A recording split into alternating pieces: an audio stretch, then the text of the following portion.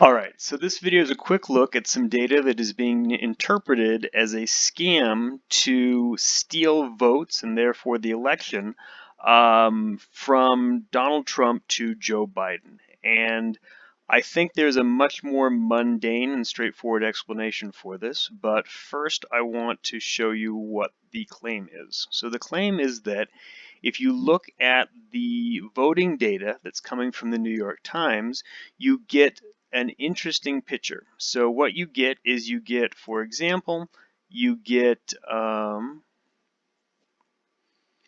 votes coming in. Some of them are for Trump, some of them are for Biden, and then after things sort of calm down a bit, you get these long spells of basically even votes coming in, punctuated with these spikes of votes for Biden. And in Georgia, these spikes are of size about 4,800 votes.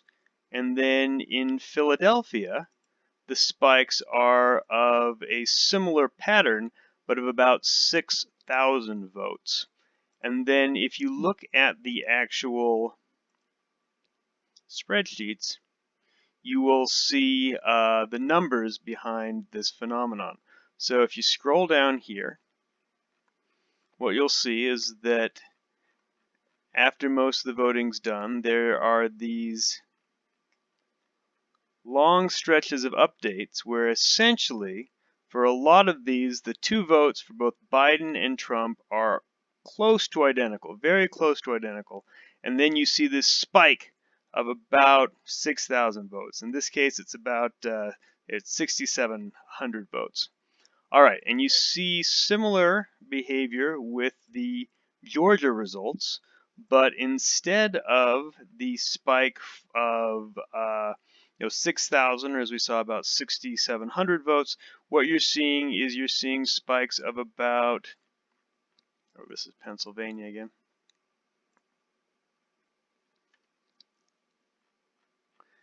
So for Georgia, you're seeing spikes of about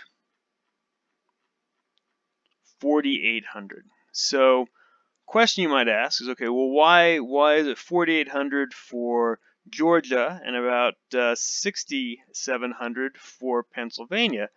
And one thing you might notice is that the vote totals, if you add up the vote total for Biden and for Trump, in this case it's about 4,895,000. And you'll note that 4,895,000 is really close to 1,000 times 4,900. Or in other words, 4,900 is about 1/1,000th or 0.1% of the vote total. And you see the same thing in Pennsylvania. If you look at one of these spikes here of 6,700 votes, well, if you look at the vote total here, then the total is about 6.6 million. And again, 6,700 is more or less 1/1,000th of 6.6 million, or 0.1% of 6.6 million. And that's very, very important here. Okay, so the other important thing here is that if you check out the source for this data, which is derived from the New York Times real-time election feeds, this is data that's actually coming from Edison Research, but if you open up this tab that is provided, what you see is a whole bunch of JSON objects. Now, obviously, this is designed to be read and understood by a computer and not by a person, but if you scroll down, you can actually see some of the underlying data from which this is built. And something you can note from one of these data objects is that it doesn't tell you the total number of Trump votes and the total number of Biden votes. Instead, it tells you the total number of votes overall, and then the percentage of votes that were for Trump and the percentage of votes that were for Biden. So in this case, it says there were 476,287 votes overall, and 39% of these went for Trump, and 60.4% were for Biden. Now, it's not going to add up to exactly 100% because there was some third-party voting. But the important idea here is that the precision of this percentage only goes to 0.1%. Remember when I said the 0.1% was going to be important earlier? Well, here it is again, 0.1%. And many of you have probably figured out what's going on here, but I'll explain in a little bit more detail. So, as I said, if you look at the data here, you don't actually see the overall votes. You just see the number of votes for Trump and the number of votes for Biden. And then you also see in this one, same thing, just votes for Trump and votes for Biden. So how were those calculated from this underlying data? Well, it's very basic mathematics to do this. You just take the total votes and you multiply by 0.39 to get the total Trump votes, or you multiply by 0.604 to get the total Biden votes. So that's what I'm going to assume is how the numbers for Trump and Biden in the spreadsheet were determined, because those numbers at least don't appear to me, looking at this data, to be coming from the actual data source itself. Those are derived using the total vote and then the Trump percentage and the Biden percentage. And again, it's real important to note that these percentages only have a precision of 0.1%. All right, so as I said earlier, many people have probably already figured out what's going on here, but just to be clear, I found some of the Edison election night data. That's the data that's being used by the New York Times, and as you can see, as I said, what's provided is the total vote percentage for Biden, the total vote percentage for Trump, and then the total overall votes.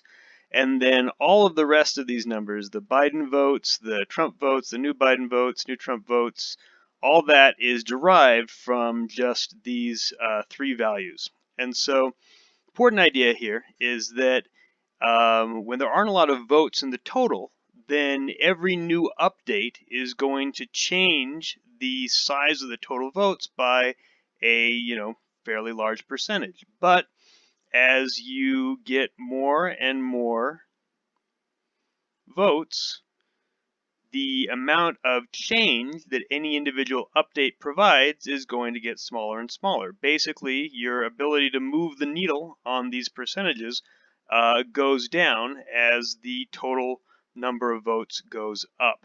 And so you can see you're going to get runs here of like here, where you've got a Biden vote percentage of 48.6 and a Trump vote percentage of 50.1.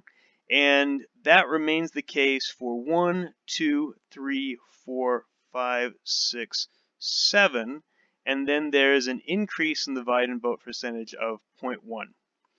Okay, so it's really important to note that this does not mean that for the first 1, 2, 3, 4, 5, 6, 7 of these updates that the total number of new votes was exactly distributed between Trump and Biden, and then finally on this vote that you had this increase of, a net increase of about 6,400 votes for Biden. It doesn't mean that at all. What it means is that from here to here, the total aggregate increase in the votes for Biden was going to be about 6,400, enough to move it by 0.1%. But it doesn't tell you anything about how those votes are distributed among all of the updates in between. And so assuming that they were distributed equally for the first, however many updates, and then finally in the last one, there was this spike, is not accurate or reasonable at all. It's just a basic kind of, frankly, introductory data analysis and error analysis mistake that is being blown way, way, way out of proportion here. So as I said, there's a much, much more straightforward and mundane explanation for the pattern that you're seeing. It's not an indication, it's not DNA level evidence of voter fraud, it's not the Kraken or anything like that. It's just a mistake in basic data analysis.